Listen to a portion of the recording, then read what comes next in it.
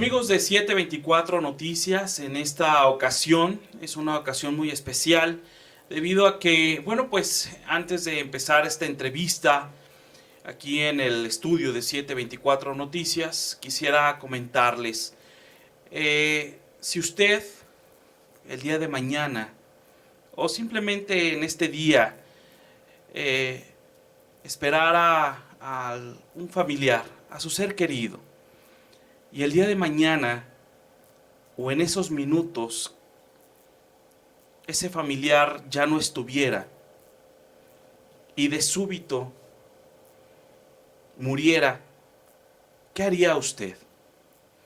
Realmente es complejo. El ser humano no estamos acostumbrados a la muerte, pero también hay que saber cómo superar este trance tan fuerte que sin duda nadie estamos preparados para él.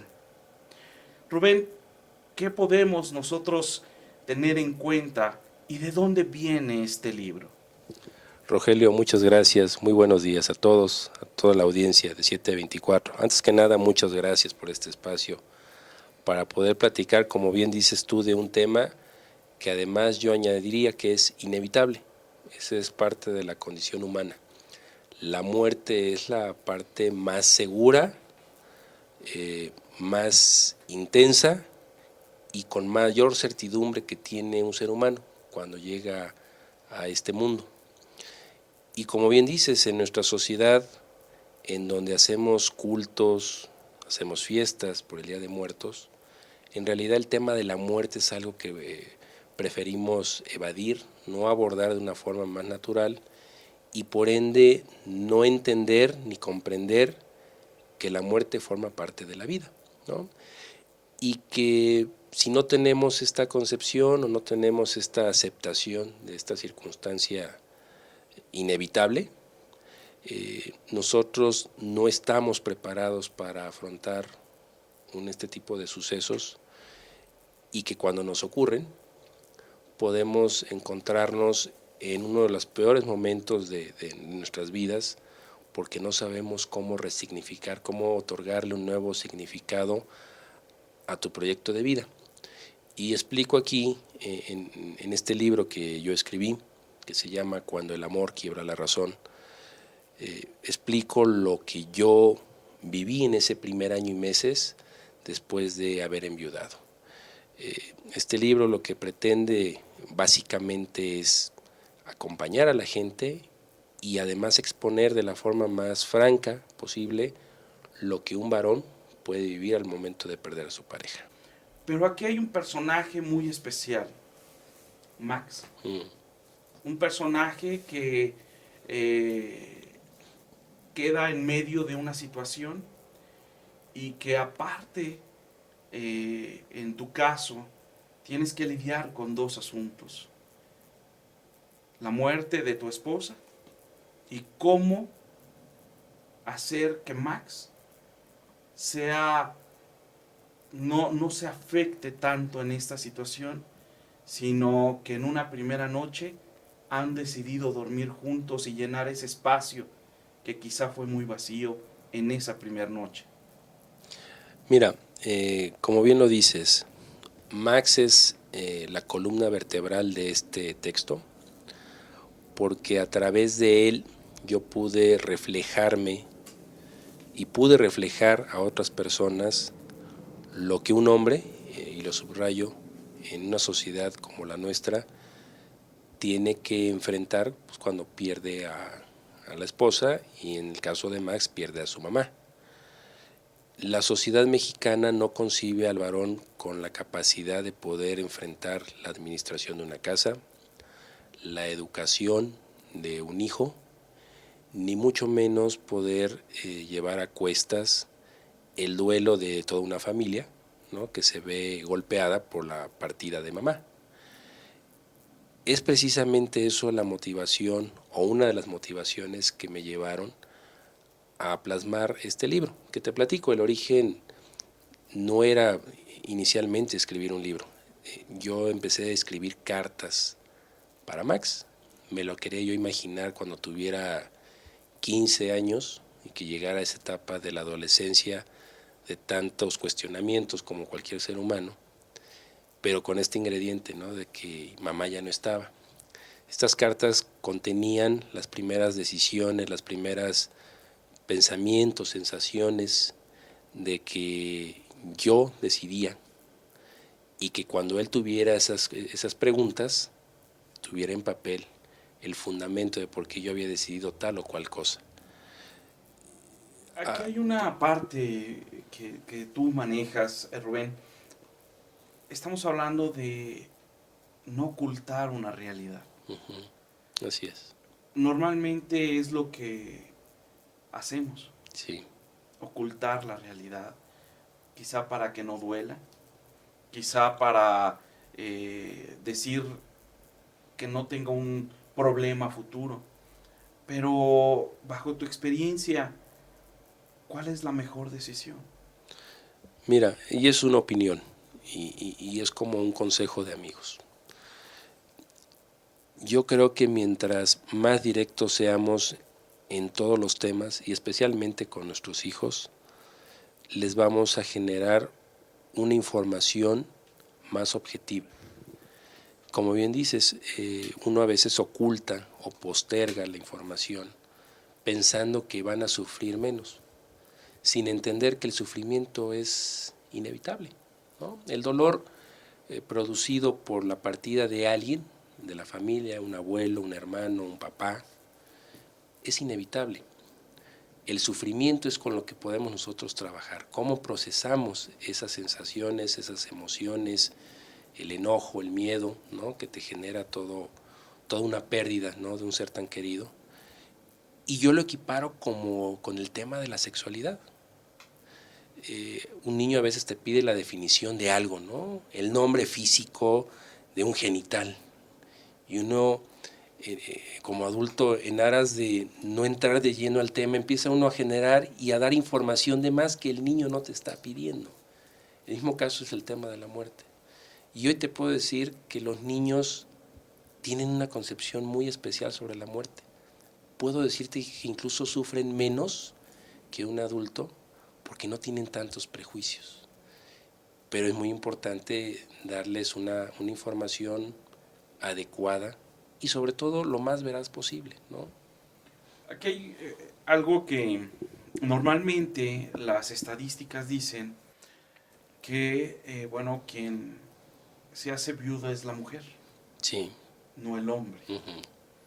Es un porcentaje mínimo.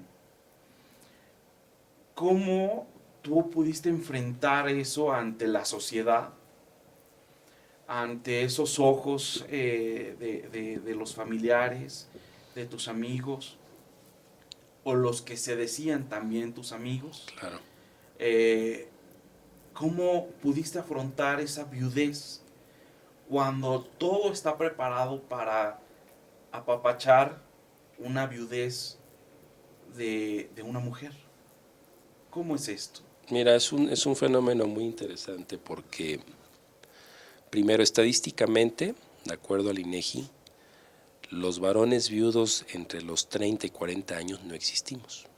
Hay más casos, por ejemplo, y yo hice una investigación de niños con síndrome de Down que varones viudos, por ejemplo. Por ende, el marco jurídico y muchas instancias legales no tienen esta concepción, ¿no? No están preparados para qué hacer con la población masculina, ¿no?, que está enviudando. Y te voy a dar un dato más. Esta proporción va a crecer en la próxima década.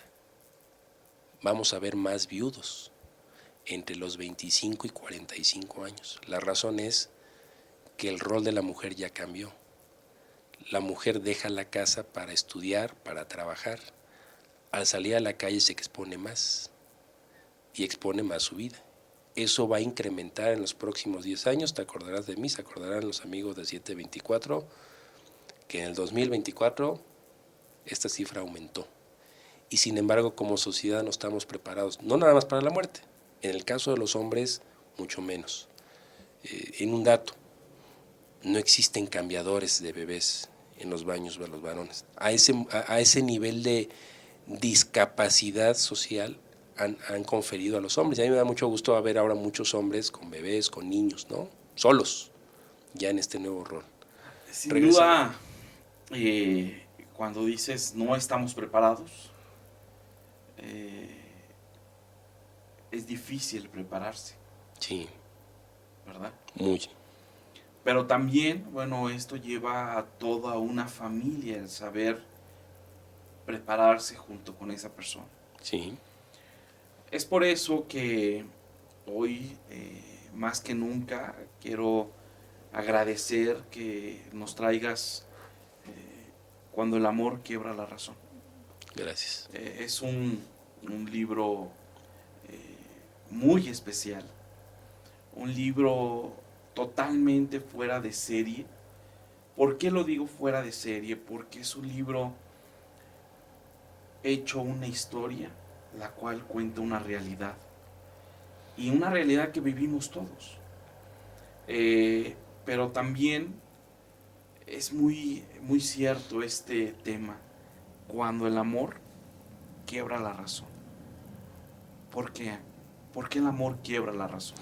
Mira, porque es la forma, o fue la fórmula, y sigue siendo la fórmula bajo la cual estoy procesando mi duelo y estoy resignificando mi vida. Es hacer a un lado los prejuicios, las ideas, y apostar más por las emociones, por el amor. Un varón hablando de amor, no pero en un sentido cursi, no en un sentido romántico, sino en un sentido de humano.